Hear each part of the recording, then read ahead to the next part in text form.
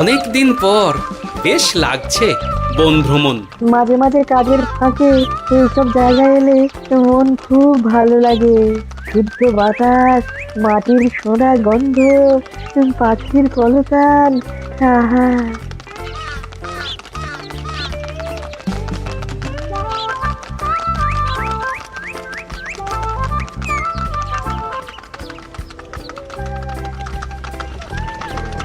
মহারাজের রথ থামছে।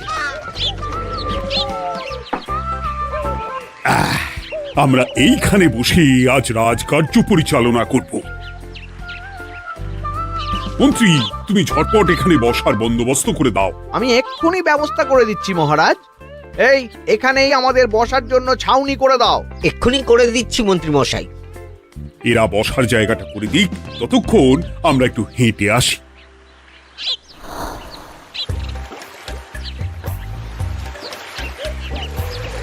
সকালবেলা হাঁটা শরীরের পক্ষে খুব ভালো মহারাজ।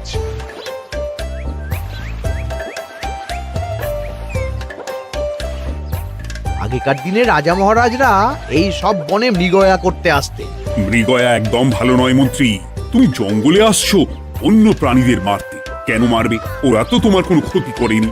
না, তা করেনি, কিন্তু তখন ওটা রাজা মহারাজাদের খেলা ছিল। শুনেছি আপনার প্রপিতামহ খুব ভালো বাঘ শিকার করতেন, অনেক বাঘ মেরেছেন।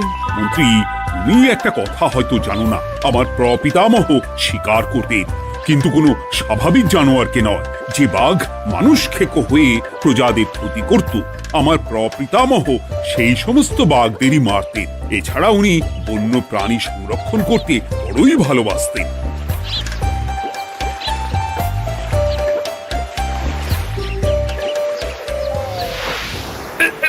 উফ, এটা আবার কি?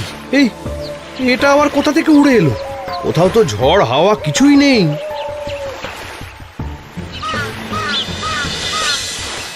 একটা ধাঁধা মহারাজ, এই কাগজে লেখা। ধাঁধা? পড়ো দেখি। জোয়ার ভাটা প্রভুর খেলা, ভাটা হবে হলে বেলা। ভাটা হলেই দেখা যাবে লাল রঙের এক পাথর পাবে। নদীর ধারে গর্ত করে যত্নে সাজাই কলস ভরে। হেথায় হোথায় ছড়িয়ে যাহা, অন্ধকারে জলে তাহা। ঢুকলে চক্ষু ঝলসে যাবে, হাতের কাছে ঘন্টা পাবে। ঠিক ঘন্টা বাজলে পরে পড়বে ঝরে থরে থরে। ঘন্টা যদি হয় ভুল, যেন তুমি হারাবে কুল। ঠিক ঘন্টা চিনতে হলে নকশা দেখো চক্ষু খুলে। সিন্দুক দেওয়ালে হাত দাও, আসল ঘটনা জেনে নাও। ওরে বাবা, খুব দীর্ঘ ধাঁধা। তা মন্ত্রী, তুমি কিছু বুঝলে? এটা একটা গুপ্তধনের নকশা। এর মধ্যে গুপ্তধন কোথায় আছে তার একটা ধারণা দেওয়া আছে। গুপ্তধন? ওটা আমাকে পেতেই হবে, পেতেই হবে। দেখি দেখি, একবার কাগজটা দাও। গোপাল, কাগজটা আগে আমার হাতে দাও, দেখি ভালো করে। এখন নদীতে জোয়ার চলছে গোপাল। একটু পরেই ভাটা শুরু হবে। হ্যাঁ, ভাটা না হলে কিচ্ছু বোঝা যাবে না। এখানে স্পষ্ট লেখা আছে, ভাটা হলেই দেখা যাবে লাল রঙের এক পাথর পাবে। তার মানে আমাদের ভাটা হওয়া পর্যন্ত অপেক্ষা করতে হবে। না, সময় নষ্ট না করে ধাঁধাটার সমাধান করতে শুরু করি। ভাটা হলে একটা লাল রঙের পাথর দেখা যাবে, এই পর্যন্ত পরিষ্কার আছে। বুঝতে হবে ওর পর থেকে। পড়ো গোপাল, চলো আমরা সবাই বুদ্ধি লাগাই। নদীর ধারে গর্ত করে যত্নে সাজাই কলস ভরে। এটার অর্থ, ধাঁধাটা মাথায় বসিয়ে নিয়েছি, এবার কে কি বলবে সেটা শুনতে হবে। চলো গোপাল, আমরা ধাঁধা যেমন যেমন বলেছি তেমন তেমন ভাবেই চলি। চলুন মহারাজ, এখন আমাদের দেখতে হবে লাল পাথর। কোথায় আছে লাল পাথর? চলো চলো সবাই, চোখ কান খুলে আমরা নদীর পাড় ধরে হাঁটি। আমি একটু তফাতে হাঁটি। গুপ্তধন আমাকে একা পেতে হবে। ভাটা হলেই দেখা যাবে লাল রঙের এক পাথর পাবে। আমাকে চোখ কান খোলা রাখতে হবে। লাল পাথর, নদীর চড়ায় লাল পাথর দেখতে হবে। লাল পাথর, লাল পাথর। ওটা কি? তো এই তো লাল পাথর, লাল পাথর। ওরা অনেকটা এগিয়ে গেছে, ওদের আমার দিকে নজর নেই। এই সুযোগ, এই সুযোগ, একা একা গুপ্তধন নিয়ে পালাবো।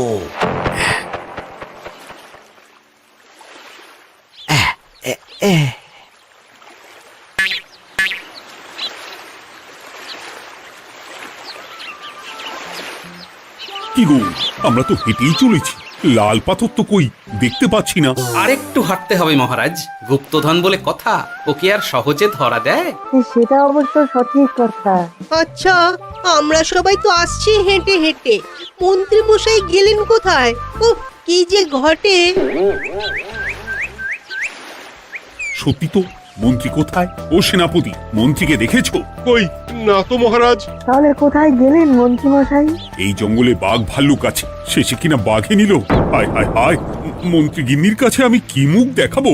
হুম, বাঘ ভাল্লুকের পেটে যাবার লোক তো মন্ত্রী মশাই নন। ও গোপাল, কি ভাবছো? কিছু তো একটা বলো। এখন আমাদের মন্ত্রী মশাইকেই খুঁজতে হবে। তবে মন্ত্রী মশাই বাঘ ভাল্লুকের পেটে যায়নি। তুমি নিশ্চিত হচ্ছ কি করে? অত পেঁচালো মানুষকে বাঘ ভাল্লুক গন্ধ শুকেই ছেড়ে দেবে, হজম করতে পারবে না। না না না, এখন রসিকতা করার সময় নয়, আমাদের মন্ত্রীকে খুঁজে বার করতেই হবে। কোথায় গেল মন্ত্রী? চলো চলো, গুপ্তধন মাথায় থাক, চলো মন্ত্রীকে খুঁজি। আহ, মন্ত্রী কোথায় গেল কে জানে। একবার পুরো ধাঁধাটা ঝালিয়ে নি। ভাটা হলেই দেখা যাবে লাল রঙের এক পাথর পাবে। ভাটা হয়েছে, লাল রঙের পাথরের মাথায় চাপ দিয়ে গুহার মুখও খুলেছি। এবার এবার নদীর ধারে গর্ত করে যত্নে সাজাই কলস ভরে। এটাই তো ঠিক বুঝতে পারছি না।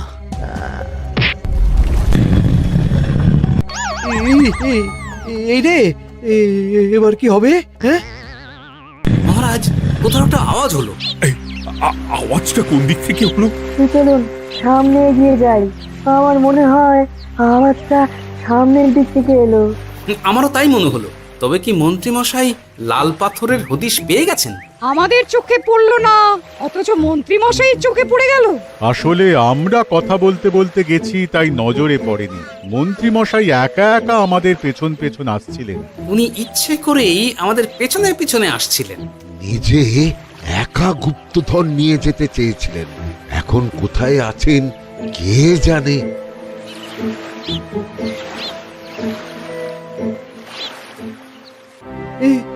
অন্ধকারে কিছু দেখতে পাচ্ছি না তো। দাঁতাতে কি ছিল? হ্যাঁ, কি ছিল?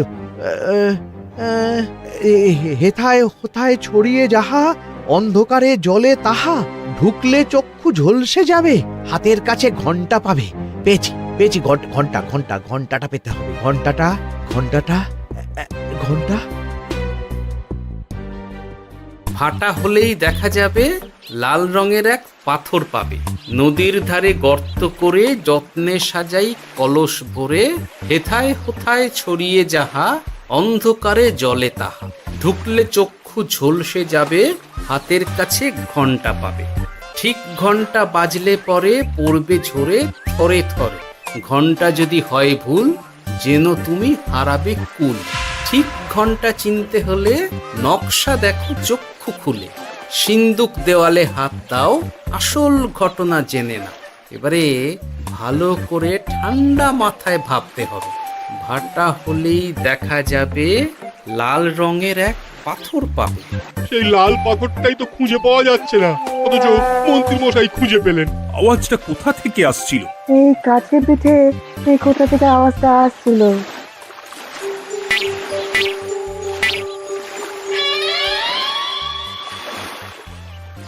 এই তো, এটাই মনে হয় সেই লাল পাথর। একটু নাড়িয়ে চাড়িয়ে দেখি তো কিছু হয় কিনা।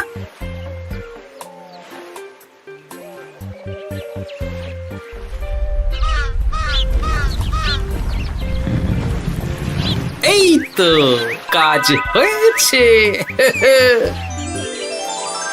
এই তো সুড়ঙ্গ। আপনারা নিচে নামুন। আপনারা কি দেখছেন সেটা বলবেন মহারাজ। সবাই যদি নেমে যাই, যদি কোনো কারণে সুড়ঙ্গের মুখ বন্ধ হয়ে যায়, তাহলে আর আমরা বাইরে বেরোতে পারবো না মহারাজ। গোপাল ঠিকই বলেছে, আমরা দুজন বাইরে থাকি। মহারাজ, আর একটা কথা, কোনো ঘন্টায় হাত দেবেন না, মনে আছে তো? ঘন্টা যদি হয় ভুল, যেন তুমি হারাবে কুল। ওরে বাবা, এই বয়সে আর কুল হারাতে চাই না। ঠিক আছে, তোমার কথাই অক্ষরে অক্ষরে পালন করব।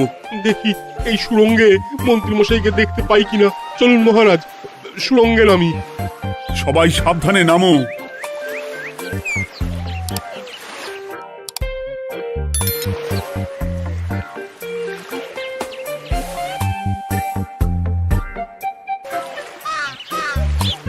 মহারাজ, ওখানে কি কি দেখতে পাচ্ছেন? ওখানে কি মন্ত্রী মশাই আছেন? না গোপাল, মন্ত্রীকে এখনো দেখতে পাইনি। শুধু আমি এখানে অজস্র পাথর দেখতে পাচ্ছি। পাথরে পাথরে ছয় লাভ, ছোট বড় অজস্র। পাথরগুলো বড় অদ্ভুত, কিরকম কিরকম মানুষ মানুষ গড়ন। লম্বা বেঁটে হরেক রকম। মানুষ মানুষ গরম, সেটা কি রকম? আর কিছু? কোনো কলসি কি দেখতে পাচ্ছেন?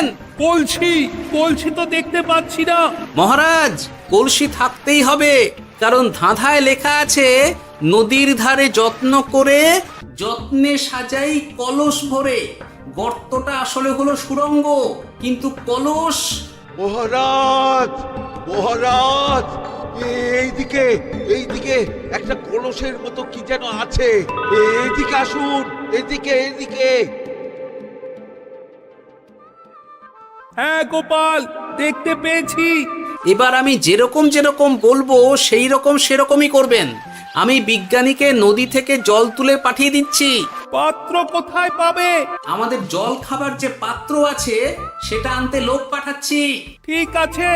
শুধু একটা কথা বলছি, আপনারা কেউই সুড়ঙ্গের ভেতরে কোনো কিছুতে হাত দেবেন না। কেন গোপাল?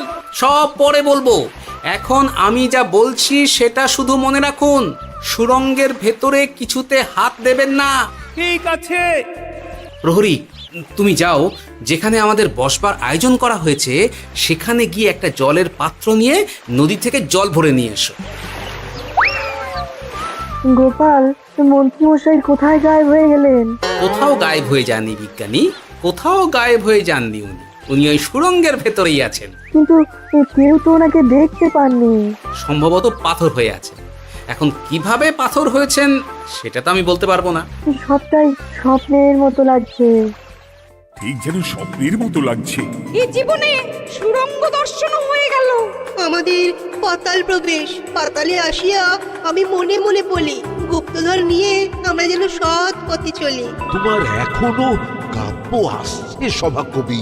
আসছে মানে কাব্যের সাথে আছে রোমাঞ্চ, করছে গা শীত, হচ্ছি আমি অধীর। মহারাজ, জল দিয়ে বিজ্ঞানীকে পাঠাচ্ছি।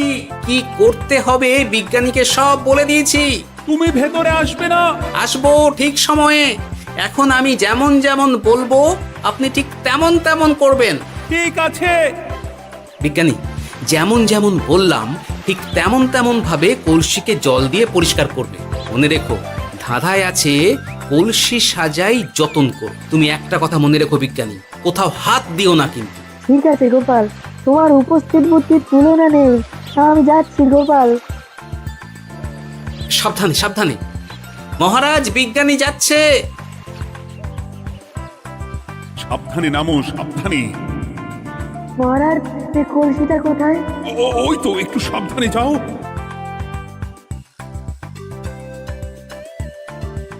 বিজ্ঞানী, কলসির দেখা পেয়েছো? পেয়েছি পেয়েছি পেয়েছি। এবারে কলসিটাকে ভালো করে জল দিয়ে ধুয়ে দাও। কলসির আলোয় সুড়ঙ্গ আলোকিত গোপাল। এরপর কি? ভালো করে দেখুন মহারাজ, কোথাও ঘন্টা দেখতে পাচ্ছেন কিনা? ঘন্টা? একটা তো নয়, সার সার ঘন্টা, অনেকগুলো ঘন্টা। সাবধান, ঘন্টায় হাত দেবেন না, শুধু দেখুন।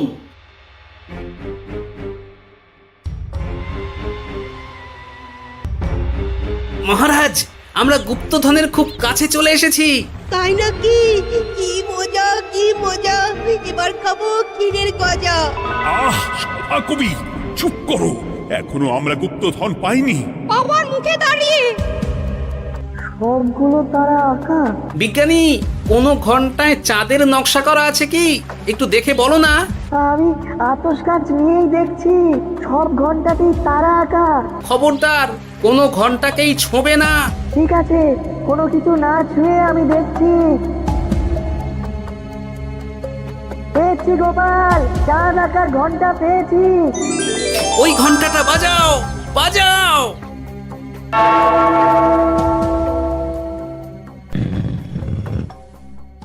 গুপ্তধন পেয়েছেন মহারাজ? বাঁচাও, বাঁচাও, বাঁচাও।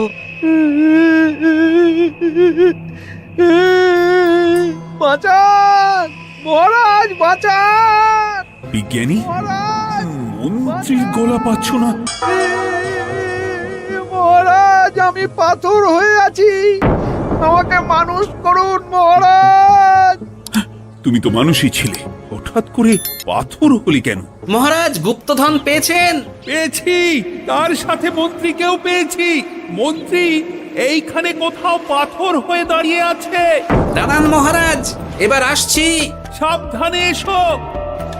আমি ভেতরে যাচ্ছি, বুঝলে? যদি কোনো কারণে দেখো পাথরটা গুহার মুখটা আটকে দিয়েছে, অমনি তোমাদের কাজ হলো পাথরটাকে ছুঁয়ে ফেলা, বুঝলে? ঠিক আছে গোপাল দাদা। আমার মনে হয় বিপদ আর কিছু ঘটবে না, তবুও সাবধানের তো মান নেই। ঠিক আছে, তুমি নিশ্চিন্তে ভেতরে যাও।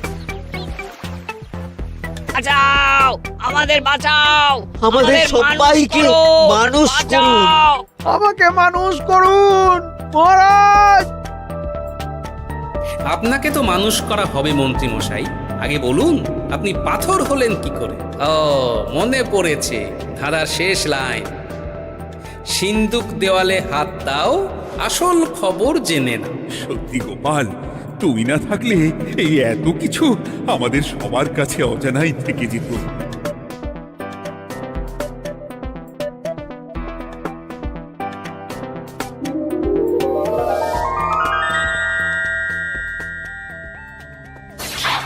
ধন্যবাদ আমাকে মুক্ত করার জন্য। আপনি কে? আমি যক্ষ। আমাকে এই ধন সম্পত্তি পাহারা দেওয়ার জন্য এক ডাকাত দলের সর্দার যক্ষ করে রেখেছিল। আমি 100 বছর ধরে এইখানে যক্ষ হয়ে আছি। আমি তোমার জন্য মুক্ত হলাম গোপাল। এই সম্পত্তি তোমার গোপাল। সম্পত্তি নিয়ে আমি কি করব? আমি এই সব সম্পত্তি মহারাজকে দান করলাম, রাজ্যের অনেক কাজ হবে। তুমি ধন্য গোপাল, তুমি ধন্য। এবার আমার যাবার সময় এসেছে, আমাকে যেতে হবে। যাবার আগে এই পাথরগুলোকে মানুষ করে যান। এরা সব লোভী। আমি আমার সীমিত ক্ষমতায় এই গুপ্ত ধনের ধাঁধাকে এখানে যারাই ভ্রমণ করতে আসে তাদের হাতে তুলে দিই, কিন্তু কেউ এই ধাঁধার সমাধান করতে পারে না। সবার মনে লোভ কাজ করে, এই লোভ এদেরকে পাথর করে রেখেছে। পাথর হলো কি করে? একটা মানুষ এসে বুক ভরা লোভ নিয়ে আধা পুরো না জেনে পাথরে হাত দিলেই সে পাথর হয়ে যাবে। আমাদের ভুল হয়েছে, আর লোভ করবো না, আমাদের বাঁচাও। আমাকে মুক্ত করে দিন, আমার খুব ভুল হয়েছে মহারাজ, মুক্ত করে দিন আমায়। তুমি এখানে আগে এসেছিলে, তাই তো আগে এসে ভাবলে নিজেই একা একা গুপ্তধনকে হরপ করে দেবে। এদিকে তোমাকে না দেখতে পেয়ে আমাদের কত চিন্তা হচ্ছিল। যারা লোভী তারা কারো কথা ভাবে না, শুধু নিজের কথা ভাবে। আমাকে আর একটা সুযোগ দিন, আমি আর লোভ করব না মহারাজ। ও, তোমার কথার কোনো দামই নেই। না মহারাজ, আমাকে আর একটা সুযোগ দিয়ে দেখুন, আমি আর লোভ করব না, আমাকে মানুষ করুন মহারাজ। আমাদের সবাইকে মানুষ করুন, দয়া করে মানুষ করুন। যক্ষরাজ, এদের আপনি ক্ষমা করে দিন। ঠিক আছে, তোমাদের আবার মানুষ করে দিচ্ছি।